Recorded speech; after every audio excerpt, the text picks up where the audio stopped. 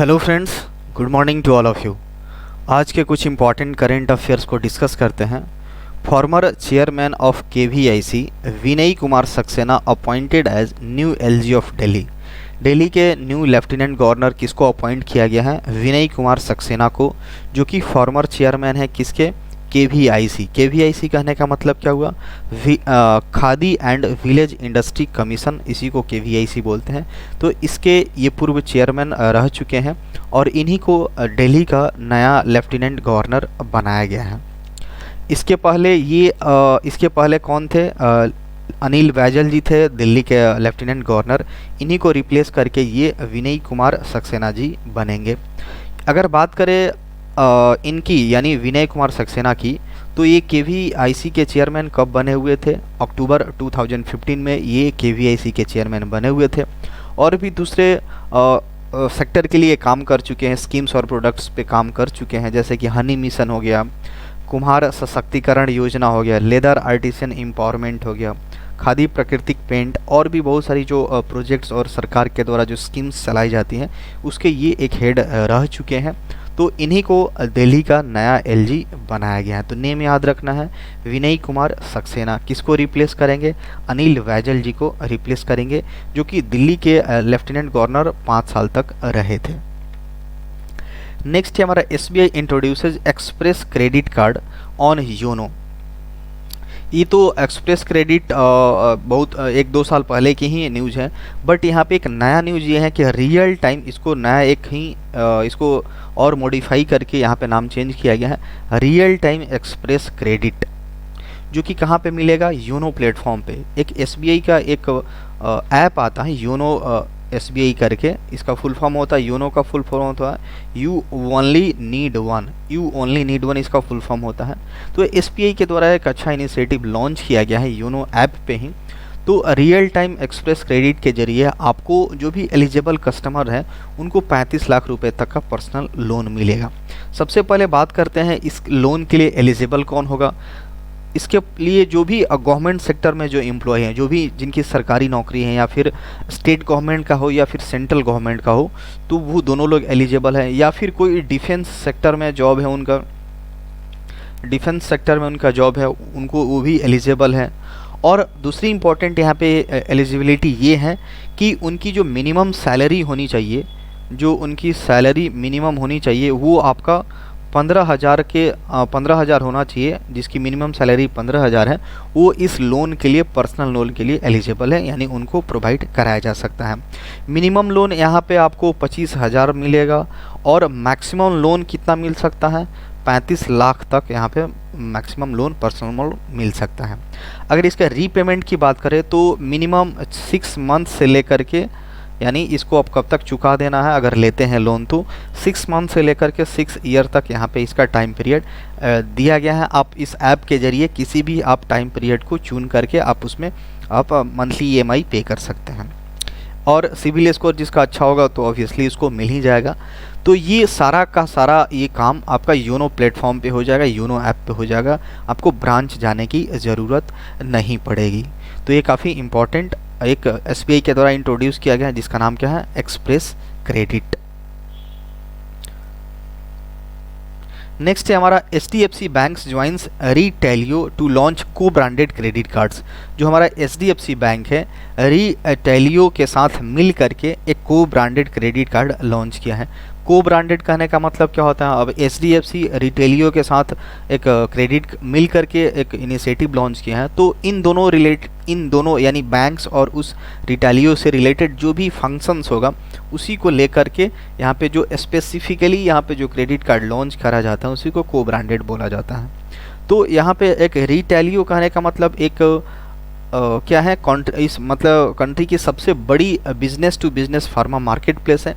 तो इसी के साथ मिलकर के एचडीएफसी ने एक को ब्रांडेड क्रेडिट कार्ड लॉन्च किया है। तो इसके कस्टमर्स को बहुत सारे बेनिफिट्स प्रोवाइड कराया जाएगा। कैशबैक्स, टैक्स अगर पेमेंट करते हैं तो उनको कुछ कैशबैक्स मिलेगा, रिवार्ड्स पॉइंट्स मिलेगा, 5% का cashback on all business essential पे इनको प्रोवाइड कराया जाएगा। तो ये कुछ इंपॉर्टेंट न्यूज है।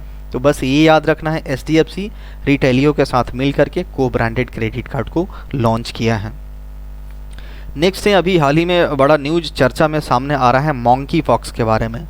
अभी एक रिसेंट न्यूज़ ये है कि बेल्जियम जो कंट्री है, पहला कंट्री बन गया है जो लोग मंकी पॉक्स से मतलब जिनको मंकी पॉक्स हो गया है, वो इन्फेक्टेड है उस बीमारी से, तो एक पहला कंट्री बन गया है जो क्वारंटीन को कंपलसरी कर दिया है।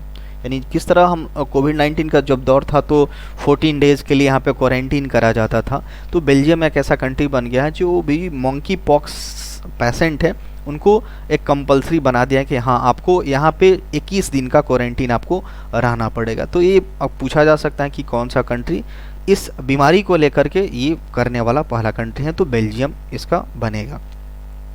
एक वायरल डिजीज़ है यहाँ पे, अगर WHO की रिपोर्ट्स की माने तो टोटल अभी तक 92 कन्फर्म मंकी केसेस आए हुए हैं, मंकी पॉक्स केसेस आए हुए हैं। 12 डिफरेंट कंट्रीज़ में ये अभी इसका देखा गया है, कन्फर्म केसेज आए हैं। 28 सस्पेक्टेड केसेज हैं, इन्वेस्टिगेशन के अंतर्गत चल रहा है।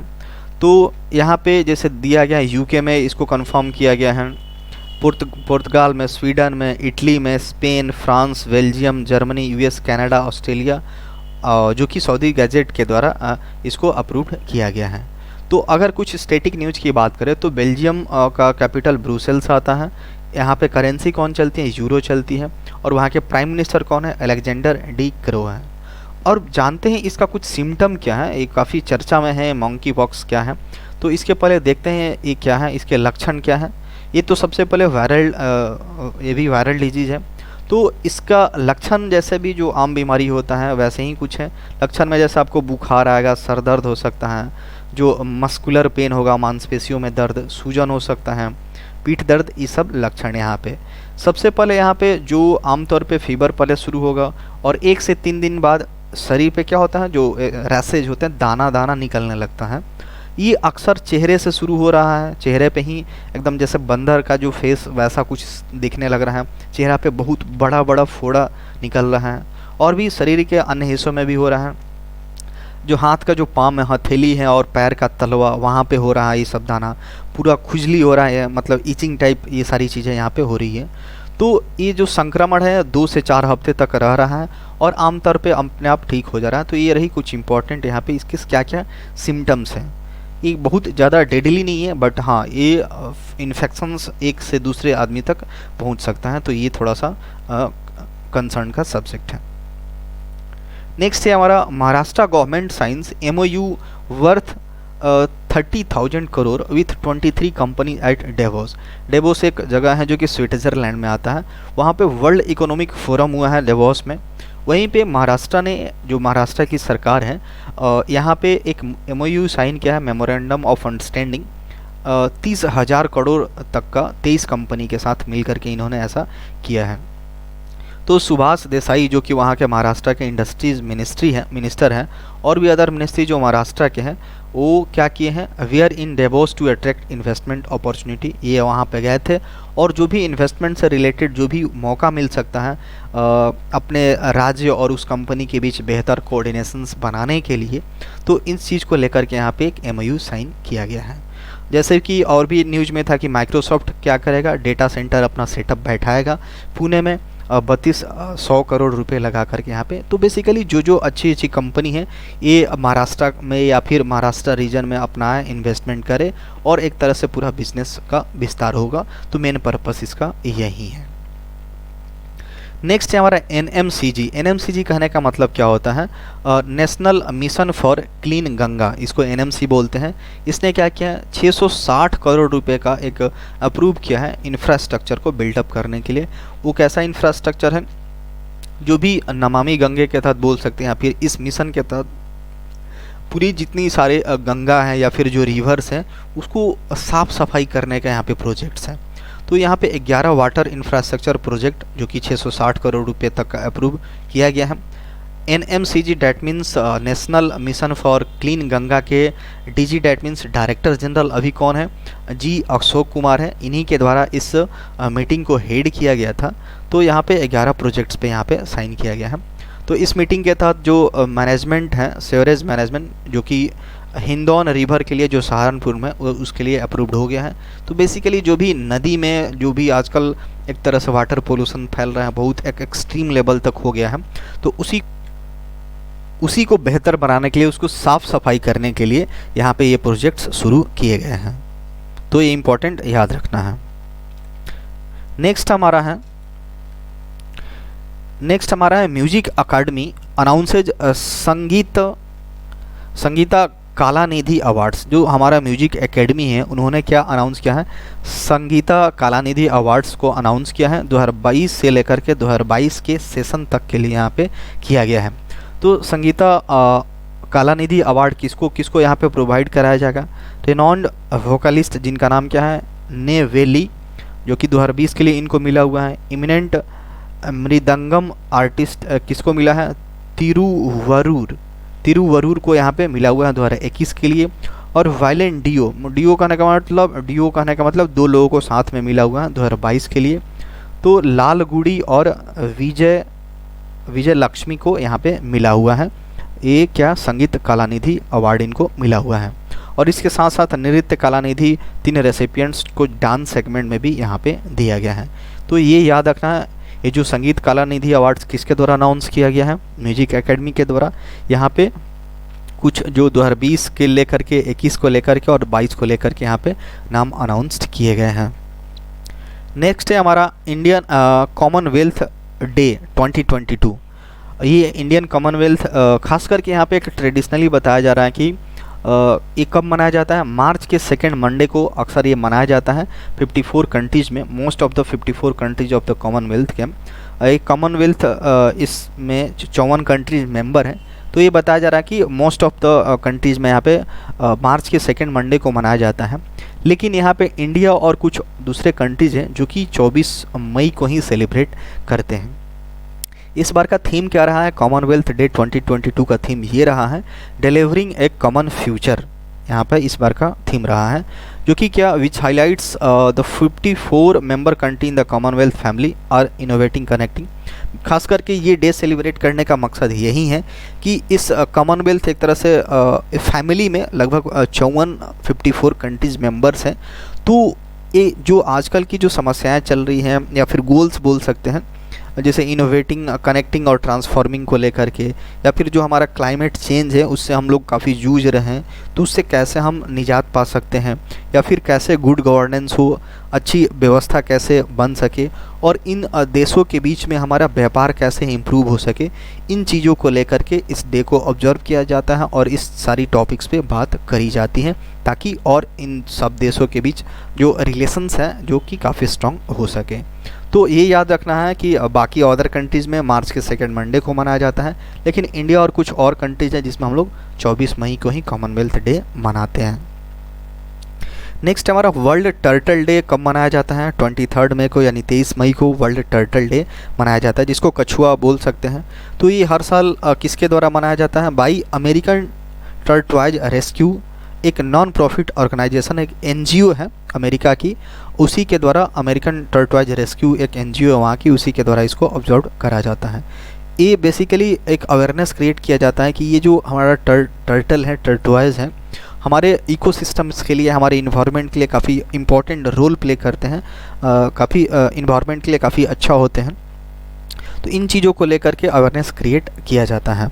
ये काफ़ी बहुत तेज़ी से इनका प्रजाति विलुप्त हो रहा है, मतलब इंडेंजर्ड स्पीसीज़ या फिर एक्सटिंक्ट होने के कगार पे पहुंच रहे हैं। तो इसको कैसे बचाया जाए, कैसे प्रोटेक्ट करा जाए, तो इस चीज़ को लेकर के ये स्पेशल डे सेलिब्रेट करा जाता है।